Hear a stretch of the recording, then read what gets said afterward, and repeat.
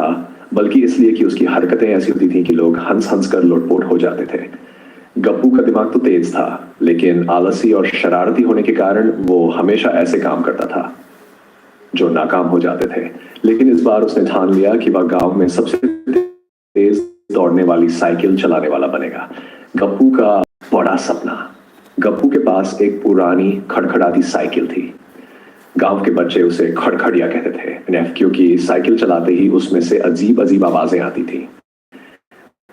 लेकिन गप्पू ने ठान लिया था कि वह अपनी इस खड़खड़िया साइकिल को गांव की सबसे तेज साइकिल बनाएगा।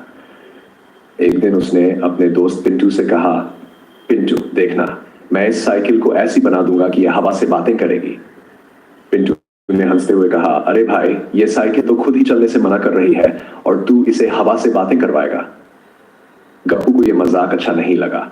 उसने पिंटू को चैलेंज किया, कल देखना, मैं इस साइकिल को इतनी तेज दौड़ाऊंगा कि तुम सबकी आंखें खुली की खुली रह जाएंगी। गप्पू की तैयारी।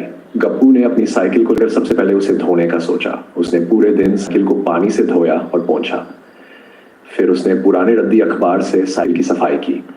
गप्पू को लगा कि अब उसकी साइकिल चमक रही है, लेकिन असल में वह धूल से और ज्यादा गंदी दिखने लगी थी। फिर उसने अगले कदम के रूप में साइकिल के टायरों में हवा भरने का सोचा। वह गांव की हवा भरने वाली दुकान पर गया और दुकानदार से कहा, भैया, इस साइकिल के टायरों में इतनी हवा भर दो कि ये हवा में उड़ने लगे। दुकानदार ने हंसते हुए कहा, अरे गप्पू, ज्यादा हवा भर दूंगा तो साइकिल के टायर फट जाएंगे। लेकिन गप्पू ने अपनी जिद पर अड़े रहते हुए कहा, नहीं भैया, भर दो, मुझे सबसे तेज साइकिल चाहिए। दुकानदार ने जैसे तैसे उसकी साइकिल में हवा भरी और गप्पू संतुष्ट होकर घर लौट आया। दौड़ का दिन। अगले दिन गांव के सारे बच्चे गप्पू की दौड़ देखने के लिए इकट्ठा हो गए। गप्पू अपनी चमचमाती अतुल भरी साइकिल लेकर आया और सबसे कहा, तैयार हो जाओ, अब देखो मेरी साइकिल का कमाल।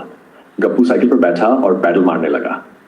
पहले तो साइकिल खड़खड़ाती हुई धीरे धीरे आगे बढ़ी और फिर अचानक जोर से एक आवाज आई, पटाख। साइकिल के पीछे का टायर जोर से फट गया और गप्पू हवा में उछलकर सीधा नजदीकी तालाब में गिरा। बच्चे जोर जोर से हंसने लगे और पिंटू चिल्लाया, अरे गप्पू, ये तो सच में उड़ गई। गप्पू तालाब से भीगा हुआ बाहर निकला और खुद भी अपनी बेवकूफी पर हंस पड़ा। उसने मुस्कुराते हुए कहा, चलो, कम से कम मैंने कोशिश तो की। अंत में गप्पू भले ही अपनी साइकिल को हवा से बातें करवाने में नाकाम रहा हो, लेकिन उस सबको हंसने का मौका जरूर दे दिया। और यही तो असली मजा है, जिंदगी में हंसते रहना और दूसरों को भी हंसाते रहना। अगली बार गप्पू ने साइकिल ठीक करवाने की सोची, लेकिन इस बार वह चुपचाप, बिना किसी शरारत के।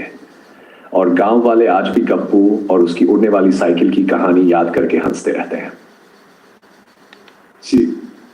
मेहनत और तैयारी दोनों जरूरी होते हैं, लेकिन कभी कभी शरारतों से भी सीख मिलती है और सबसे बड़ी बात, हंसते हंसते जिंदगी का मजा लेने का मौका।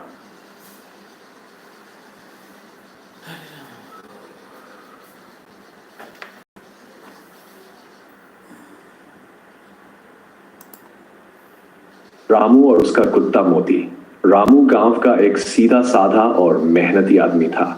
उसका एक छोटा सा घर था और उसके साथ उसका सबसे प्यारा साथी मोती नाम का कुत्ता रहता था।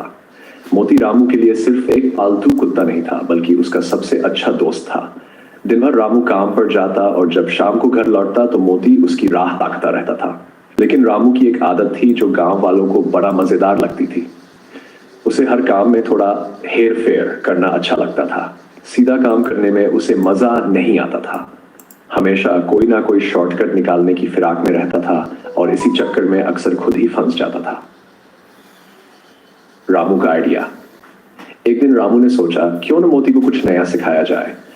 अगर मैं इसे कुछ तरकीबें सिखा दूं तो ये गांव वालों को भी चौंका देगा और मुझे भी काम में मदद करेगा।